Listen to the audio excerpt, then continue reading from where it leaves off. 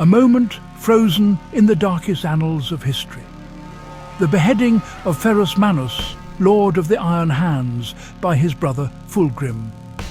On the black sands of Istvaan V, two demigods clashed and a legion was broken. The pain was not just physical, it was a wound carved into the soul of the Iron Hands. The sight of their master's head, held aloft, became a vision of ultimate failure. Fratricide became the symbol of the Horus Heresy, a dream of unity, shattered. The pain lingers, fueling their relentless crusade against weakness. A penance that has yet to end, even in the darkness of the 41st millennium. To understand the Iron Hands, you must first understand their creed. The flesh is weak. On Medusa, survival meant embracing technology. The clans replaced failing flesh with machinery, seeing weakness as a flaw. Ferrus Manus embodied this with arms of living metal, forging the Iron Hands in his image. Their obsession with bionics became worship, rivaling even the Adeptus Mechanicus. But in seeking perfection, they risk losing their humanity, becoming machines themselves. Ferrus Manus was a figure of immense power, his hands coated in living necrodermis, a symbol of his mastery. He demanded perfection, despising weakness in all forms. Yet his obsession with strength was also his greatest burden. The Gorgon's fury was legendary, his impatience with failure absolute. Any sign of weakness in himself or others was a personal insult. This drive was born from deep insecurity. He believed compromise was a step toward corruption. His black and white worldview left little room for compassion or flexibility. He loved his brothers, but his love was harsh and critical. His relationship with Fulgrim showed this. He tried to temper Fulgrim's excesses, but his methods were too severe. He failed to see his own rage as a weakness.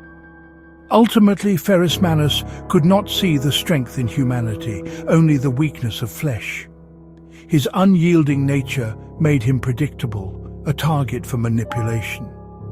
Horus and others understood this flaw perfectly. The Gorgon's rage became a weapon used against him. In the end, his greatest flaw was his inability to recognize that true strength sometimes lies in forgiveness. This blindness would lead to his doom. The Dropsite massacre on Istvaan V was not just a battle, it was an execution. 3 legions, the Iron Hands, Raven Guard and Salamanders, descended to crush the traitors.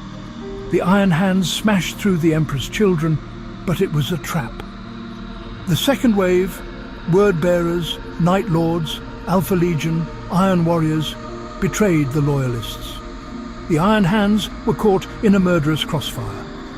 In the chaos, Ferrus Manus confronted Fulgrim. Their duel was the heart of the massacre. Ferrus hesitated, and it was his doom.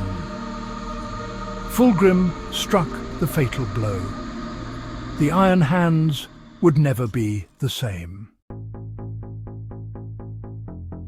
The legend of the Gorgon's hands is central to the Iron Hands' identity.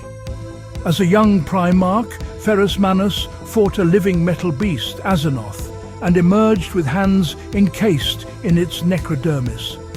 This living metal became his most potent weapon and defining feature, a symbol of mastery over technology. Yet, necrodermis is the same substance used by the ancient Necrons, a sentient, programmable metal. The Gorgon's hands were not just tools, they were a part of him, responding to his will.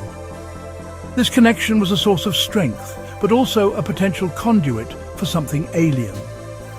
Ironically, the Iron Hand's ideal of purity is built on a foundation of Xenos origin. Their Primarch's power came from a symbiotic relationship with living, alien metal. This unspoken truth is a paradox at the Legion's core. Some whisper that the necrodermis may have influenced Ferrus Manus's mind, amplifying his rage and intolerance. The ultimate betrayal may have begun long before Fulgrim's blade fell. The death of Ferrus Manus did not end the Iron Hands, it reforged them. In their grief and shame, they became colder, harder, and more ruthless. The loss of their Primarch solidified their resolve. The flesh is weak. If a demigod could fall, no organic strength was enough. Their only path was the eradication of all human frailty, starting with their own emotions. The Iron Hands are driven by a need to atone for their failure. They see weakness everywhere, especially in themselves. Compassion is a luxury they can no longer afford. Every battle is penance, every victory a hollow step toward redemption. The Iron Council of Medusa keeps Ferrus Manus' skull as a constant silent judgment. This macabre symbol ensures they never forget their greatest failure. 10,000 years later, the pain remains as fresh as ever. The Iron Hands are ghosts in the machine, forever scarred by a brother's betrayal.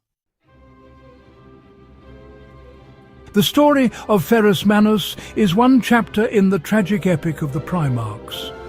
These demigods, sons of the Emperor, were created to save humanity, but their saga is defined by conflict and betrayal. The Horus Heresy was a family drama on a galactic scale. Brothers turning on brothers. Each Primarch's story is a unique thread in this dark tapestry. From Sanguinius' sacrifice to Magnus' fall, these tales explore power, loyalty, and humanity. The Primarchs are more than generals. They are fathers, sons, and brothers burdened by impossible choices. Their actions shape the grim reality of the 41st millennium. To understand the Imperium's darkness, you must understand the Primarchs' betrayals. Their stories are modern myths for a dark age. The saga is far from over. Even now, Primarchs return. Guilliman leads the Imperium, the lion has awoken, and whispers of others stir. The return of these figures promises a new era of conflict. The unfinished stories of the Primarchs are still being written.